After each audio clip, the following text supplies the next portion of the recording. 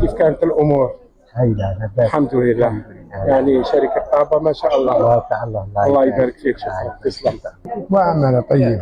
الحمد لله. الحمد لله يا رب. ربي يتقبل منا ومنكم. ماشي مجامله ولا لا لا، بارك الله فيك. هذه خدماتنا احنا. الحمد لله والصلاة والسلام على رسول الله.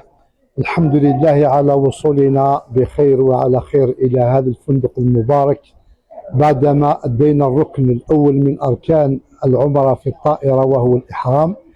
الحمد لله الآن نحن في الفندق وصلنا بخير وعلى خير، معتمرين كلهم بخير والحمد لله. والحمد لله هذه الوكالة المباركة استقبلتنا بهذه الخيرات وهذه الحلوة. جعل الله أيامنا كلها حلوة إن شاء الله بحول الله. نستكمل ما بقي من أعمال العمرة بعد صلاتنا لصلاة الصبح وبعد تناولنا لهذه الحلوة بإذن الله تعالى. نسأل الله تعالى القبول.